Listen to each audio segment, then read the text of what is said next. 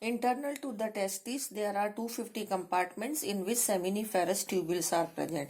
And these seminiferous tubules, over the testes, there is a hood-like structure which is called as epididymis. So first of all, these seminiferous tubules forms a network that is called as retitestis, and through the retitestis, it opens as vasa efferentia into the epididymis. From the epididymis, this tubules comes out through the epididymis as vasa deferens. This vasa deferens now extends into the abdomen, and then it meets with the accessory gland called seminal vesicle. It opens into the vasa deferens. Now it is called as ejaculatory duct, and this ejaculatory duct now meets with the urethra.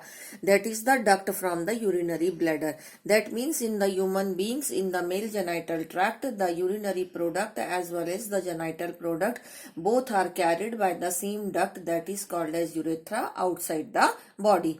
This is the male reproductive system. Now we are to see the internal structure of the testes. Internal structure, or you can say the transverse section of the testes, is there, which is given here in this diagram.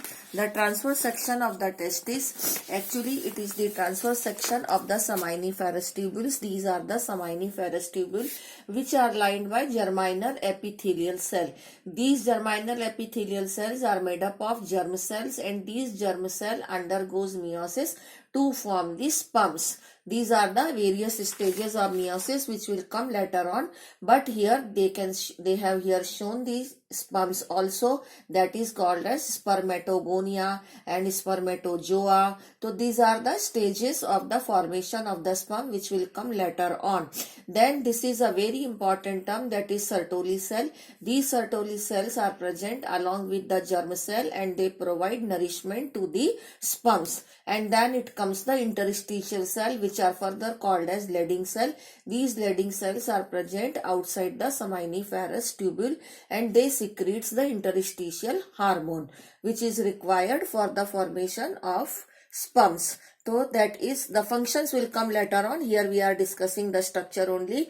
So internally it possesses germ cell and Sertoli cell, and germ cell undergoes meiosis to form the sperms. Then it comes the accessory glands. Accessory glands are seminal vesicle and prostate gland and bulbourethral gland. Their secretion collectively provide nourishment to the sperms as well as motility to the sperm for their movement.